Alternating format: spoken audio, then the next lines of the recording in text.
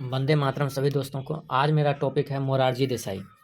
मोरारजी देसाई का प्रत्येक वर्ष जो है 29 फरवरी को हम जयंती मनाते हैं। आज उनका जो है 29 फरवरी 2024 को हम लोग जो है 129वां जयंती मनाएंगे। मोरारजी देसाई से संबंधित कुछ तथ्य। मोरारजी देसाई का जन्म 29 फरवरी 1896 को गुजरात के भदोली नामक गांव में हुआ था। मोरारजी देसाई की मृत्यु 10 अप्रैल 1895 को मुंबई में हुआ था। पिताजी का नाम रणछोड़ देसाई था। माताजी का नाम मणिबेन देसाई था। मोरारजी देसाई महात्मा गांधी, बाल गंगाधर तिलक तथा सरदार पटेल के विचारों से प्रभावित होकर राजनीति के क्षेत्र में आए थे। उन्होंने राजनीति के क्षेत्र में कदम अपने कॉलेज जीवन से ही रखा। मोरारजी देसाई राष्ट्रवादी चरित्र के नेता थे। उनके जीवन में राष्ट्रहित सर्वोपरि था।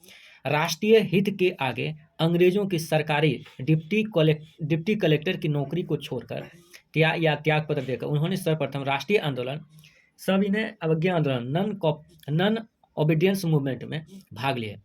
उनकी परखड़ नेतृत्व के कारण वह जल्द ही वर्ष 1931 में गुजरात कांग्रेस कमेटी के सचिव बन गए। मोरारजी देसाई अखिल भारतीय युवा कांग्रेस शाखा के अध्यक्ष भी बने। पेज नंबर 2 पर चलते हैं।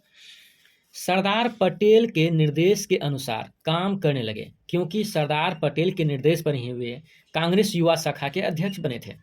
आप जानते हैं कि 5 मार्च 1931 को लॉर्ड इरविन और महात्मा गांधी के बीच दिल्ली समझौता हुआ था द्वितीय गोलमेज सम्मेलन में भाग लेने के लिए। महात्मा गांधी इंग्लैंड द्वितीय गोलमेज सम्मेलन में भाग लेने के लिए INS 72 राजपूताना जहाज से इंग्लैंड गए थे, लेकिन समझौता नहीं हो पाया।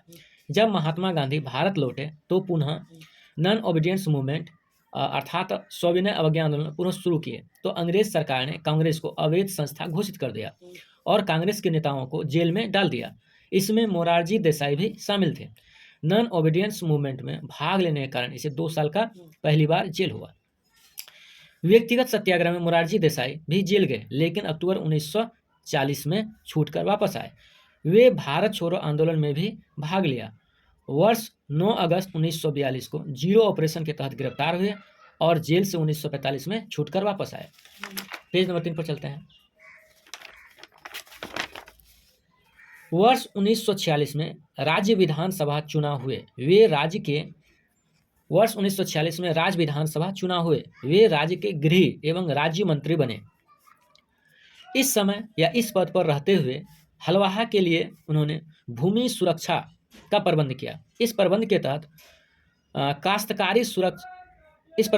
काश्तकारी सुरक्षा अधिनियम लाया। पुलिस और जनता के बीच दूरी कम किए। उन्होंने कहा कि पुलिस को जनता के हितों के अनुकूल ही होना चाहिए, ताकि वह लोगों की जीवन और संपत्ति की सुरक्षा कर सके। वर्ष 1952 में वे मुंबई के जो है मुख्यमंत्री बने। वर्ष 1956 में केंद्रीय सत्ता में शामिल हुए और वाणिज्य और उद्योग मंत्री बने। 22 मार्च 1958 वित्त मंत्रालय का कार्यभार उसे मिला। लाल बहादुर शास्त्री के कार्यकाल में वे प्रशासनिक सुधार आयोग का अध्यक्ष बने और वे लाल बहादुर शास्त्री जी उनसे आग्रह किया था कि आप जो है राजनीति के क्षेत्र में बहुत लंबे समय तक रहे हैं, तो ये पद को स्वीकार करें। वर्ष 1967 में इंदिरा गांधी के कार्यकाल में वे उप प्रधानमंत्री और वित्त मंत्रालय का पद मिला। 1969 में उप प्रधानमंत्री का पद को उन्होंने वापस कर दिया या त्याग पत्र दे दिया। वर्ष 1969 में कांग्रेस का विभाजन हो गया। कांग्रेस 2 गुटों में बट गया। एक कांग्रेस आई इंदिरा गांधी वाली गुट और दूसरा कांग्रेस ओ, जो कांग्रेस ओ मतलब अदर। जितने भी कांग्रेस से अलग हो गए नेता वो अदर कहलाए। इसमें 4 विपक्षी दल और निर्दलीय दल मिलकर गुजरात में सरकार बनाई थी 1975 में। दोस्तों आगे बढ़ते हैं पेज नंबर 4 पर। नवंबर 1969 में कांग्रेस विभाजन के बाद कांग्रेस आई और 1975 में को मोरारजी देसाई कांग्रेस आई को छोड़कर वे कांग्रेस ओ में शामिल हो गए या चले गए। कांग्रेस ओ बाद में अपना नाम जनता पार्टी रख लिया। मार्च 1977 में जनता पार्टी को लोकसभा में बहुमत प्राप्त हुआ। मार्च 1977 में जनता पार्टी को स्पष्ट बहुमत मिला तो वे भारत के प्रधानमंत्री बने। 81 वर्ष की अवस्था में बने थे। जयप्रकाश नारायण की मदद से बने थे। यहाँ पर किंग मेकर की भूमिका में जयप्रकाश नारायण थे। किंग मेकर मोरारजी देसाई भारत के ऐसे प्रधानमंत्री थे जिन्होंने देश की पहली गैर कांग्रेसी सरकार का नेतृत्व सफलतापूर्वक किया। 28 जुलाई 1979 तक इस पद पर बने रहे। उनकी मृत्यु 10 अप्रैल 1995 में मुंबई में हो गई। भारत सरकार की ओर से उसे भारत रत्न पुरस्कार तथा पाकिस्तान सरकार की ओर से उसे तहरीक-ए-पाकिस्तान, जिसे निशान-ए-पाकिस्तान कहा जाता है, का सर्वोच्च नागरिक सम्मान मिला। वे गांधीवादी विचारधारा के समर्थक थे। अब आते हैं हम उसके निष्कर्ष पर। मोरारजी देसाई एक कुशल स्वतंत्रता सेनानी थे। वे गांव घर तक के लोगों की समस्या को समझते थे। इसीलिए वे हलवाहा के लिए काश्तकारी अधिनियम बनाया ताकि उनका भूमि पर अधिकार बना रहे, वो खेती गृहस्थी करके अपना जीवन यापन कर सकें। प्रशासनिक सुधार के तहत पुलिसों को जवाबदेह बनाया ताकि वे जनता की समस्याओं को समझें और उनका निदान कर सकें।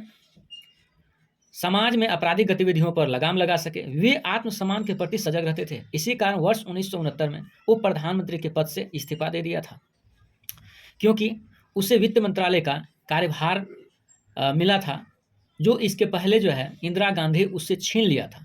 इससे वो पहले से ही गुस्साए हुए थे और इसी कारण 1969 में कांग्रेस का भी स्थिति ठीक नहीं था। तो इस कारण से जो है 1969 में उप प्रधानमंत्री के पद से भी उन्होंने इस्तीफा दे ही दिया कि आपने वित्त मंत्री के पद से हटा दिया, तो ये भी अपना उप प्रधानमंत्री भी मैं नहीं रहना चाहता हूँ। वे प्रगतिशील विचारों के समर्थक थे। इसी कारण वे जनता पार्टी 1975 में शामिल होकर 1977 में पीएम बने। भारतीय जनता के सेवा भाव के कारण ही उसे भारत रत्न दिया गया। आज का वीडियो देखने के लिए धन्यवाद दोस्तों। आपको अच्छा लगता है तो लाइक कीजिए, शेयर कीजिए और सब्सक्राइब कीजिए। जय हिंद, जय भारत, धन्यवाद।